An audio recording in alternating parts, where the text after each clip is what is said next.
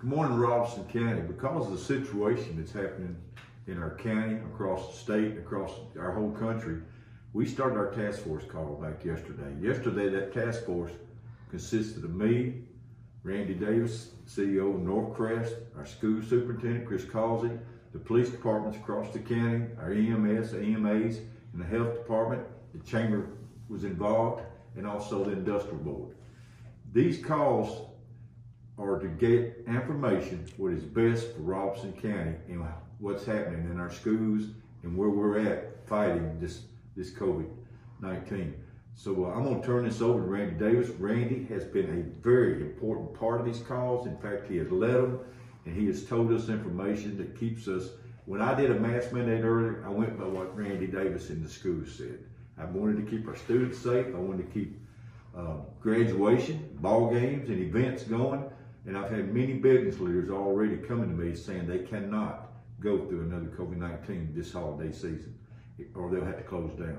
So I think Randy's got some great information for us, maybe to mask up, hey, get your shots, and let's try to keep the county moving forward. Randy? So thank you very much for having me here, and I've appreciated being able to work with you, and thank you for just giving me a voice and letting me work with you on leadership for this county. I know everybody's tired of hearing about COVID, but I can tell you who's more tired than you about hearing about COVID, and that's the physicians and nurses that are working within the hospital. We're over this as well, but unfortunately, we're dealing with a new surge with a new variant, and the volumes that come along with that. So I just wanted to very quickly kind of give you a status as to what's going on in the hospital right now. Many people heard yesterday, and I've heard a lot from community members about exactly what is the status of the hospital, because they had heard some rumors, some internal memos about some statuses that we have within the hospital were put out yesterday, and so it required some explanation. So let me explain that. We did yesterday declare a disaster status within the hospital. That does not mean that we're in a state of emergency. That does not mean that we can't provide appropriate care. It just simply frees us up to be able to reallocate staff to take care of the number of patients that we're seeing. We do have an overwhelming number of patients in the hospital right now. It's difficult, and I will give you the exact numbers of our exact census of the hospital and then kind of put those into context. But I do understand that when you start hearing numbers, a lot of people are going, well, that's just 9 or that's just 12. But we're going to talk about the resources available to the hospital. So right now, we have 14 patients that are considered ICU intensive care status patients. 12 of those are on ventilators. These are all COVID positive patients. And so the reason that it may only sound, we're talking, 14, 12, but our hospital normally only has 8 ICU beds available to it. So when we have more than that, we have to now find space and critical care nurses to be able to provide care to that. That care is typically delivered in a 1-on-1 or 2-to-1, meaning 2 patients to 1 nurse. So we have overflow to our ER, which has more the same technology that is available in the ICU, and then we're putting, to the best of our ability, ICU trained and qualified nurses down there. But what ends up happening is you don't have an infinite number of ICU trained nurses. So we can't just continue expanding bed after bed after bed, because then what you start having is a shortage of nurses. By declaring a disaster status, what that allowed me to do is pull nurses who are normally not at the patient's bedside, meaning nurses who are in nursing education, nurses who are in the quality department. They are now working as bedside nurses, because not only do we have that number of COVID patients in the ICU, we also have normal patients, and I say normal, heart attacks, strokes, seizures, these kind of patients coming in. People are still falling and hurting themselves. They're breaking legs, they're breaking arms that require hospitalization. I still have to have nurses and beds available for them. So in that aspect, we currently have 36 regular patients in the hospital.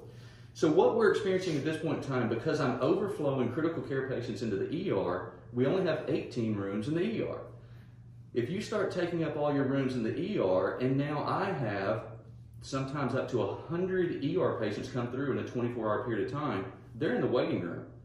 To them, it doesn't look like the hospital is busy. they can't see that I only have 7 ER rooms that are available to us to be able to get these patients through. So now when you come in, let's say that you feel like you're having a heart attack, you feel like you're having a stroke, these kind of things, we are now having to pull you in and find room for you. So it becomes challenging as a hospital that we have a lot of COVID positive patients that are now taking up the resources and kind of keeping it where regular patients are having a difficult time having that normal throughput getting into the hospital. Now, here's the frustrating part, and this is going to be the controversial part. Right now, and for the last 3 days, these COVID numbers that we're talking about, 100% of the patients in the hospital right now that are COVID positive and admitted to the hospital because of COVID have not been vaccinated. That starts all kinds of controversy. I understand about people want to talk about government overreach and politics and these. I don't care. These nurses don't care. The physicians don't care. I don't care what your political stance is. What I know is that I can't appropriately take care of this community's normal medical issues because I'm bogged down taking care of unvaccinated people who are now positive with COVID. So that brings us to my public service announcement. Should you get vaccinated? Absolutely. Are we in a current surge of Delta variant right now that shows that vaccinated people are doing quite well? They're not perfect, but they're doing quite well against this particular variant? Yes. If you get the vaccine today, is that going to help you with this particular surge? No. If you go through the series of vaccines, it's going to take you about 6 to 8 weeks before you get any immunity. So you missed this one. So if you're going to get it, you're going to get it now. But you should still get vaccinated. Right. In the meantime, the best thing that you can do for us to keep this overwhelming volume down, wear your mask, practice social distancing, hand hygiene. If you feel sick, don't go around people. Quarantine, just do the right thing. Be a good citizen. How's your staff holding up? I'll be honest. I've got people that are leaving the healthcare industry.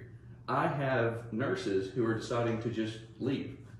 They're not quitting NorthCrest and going to work at Skyline. They're leaving healthcare. I have physicians who are telling me that if they could choose an alternate career today, that they're done. They would. What we've seen is that most staff that were near retirement age have elected to go ahead and retire. And then we have people who have just decided, look, I'm going to go home, I'm going to be with my family, and I'm going to stay with my family for the next 2 to 3 months until this blows over, and then I can re-enter the workforce at that point in time. So what that causes you to do is now the nurses and clinical staff that are here are now carrying more of a burden. Yeah. They're working in a way they're not normally having to work, which to them, it's stressful. So if you were going to take care of, let's say on a regular floor, you were going to take care of 5 patients as a nurse. Sometimes you would take care of 6, depending on the acuity. These are very sick patients, but now because of staffing, you're required to take care of 10. Well, it takes a toll. I feel for my ICU nurses and I feel for all of them, but the ICU nurses who are facing death every single day. Spoke with one ICU nurse who's very frustrated because, as she said, she was taking care of a COVID patient. The COVID patient died. All we did was immediately took one of the patients we were holding in the ER and moved them right up. And she said that this patient's dying too. So to them, it begins, the CCU nurses feel like all it is a conveyor belt of you're moving patients in off the floor, we're intubating them, we're watching them languish on these ventilators for several weeks, and then they die. So there's a sense of hopelessness, and that's just being honest with you. We're trying to keep our morale up. We're doing things to try and keep the morale up. But the reality of the situation is we're watching, and I'm just going to say it again, we're watching unvaccinated after unvaccinated patient process through the What time limit do you think is this going to be a burnout in 5 weeks, 6 weeks to take this vaccine, this virus from feeding on everybody, that it finally gets down to the last? Yeah, and so that's been coming, and I know there's also controversial sources. So early in the pandemic, I would quote people, the CDC, Tennessee Department of Health. It's almost better to stay away from quotes from now, even though they're scientific sources. But What we're seeing is that this is such a rapid spike, and that's another thing that some of the community members have challenged me with, which is they almost feel like I was holding information back and not sharing. Last weekend we had 11 patients, 11 COVID patients. Now, I mean, we're skyrocketing. We were over 20 yesterday. We got a few out, but it doubled on us on a single week. There's a good and a bad thing to that, right? That becomes overwhelming to the healthcare system, but what you're starting to see is it spikes so fast that it burns. You have to have fuel to any fire, right? And when you're talking about virus, what you're talking about is how many unvaccinated and people with no ability to fight the particular variant are there out there. So that is the fuel to this virus. It's running through them so fast. There's a chance that this is going to actually happen faster, go through it faster. So there's some predictions that by mid-September we may be through this particular surge and be on the backside of it. Well, that's really burning a lot of fuel fast. It is. Randy, I appreciate everything you do for Robertson County and what you're doing today. And I'm asking citizens to put your personal feelings aside. Think about your neighbors. Think about your kids. We don't, listen, that class seniors last year really got left out a lot in life. And I don't want to see that happen again. So just put whatever your feelings are and think what's best for Robertson County, what's best for the state and your country, and just think about what's best for these kids. They're our future. And hey, they're watching us right now, and they're watching how we handle this. I appreciate you, Randy, and I appreciate the Chamber for doing this for Robertson County. Thank you, Billy. Thank you.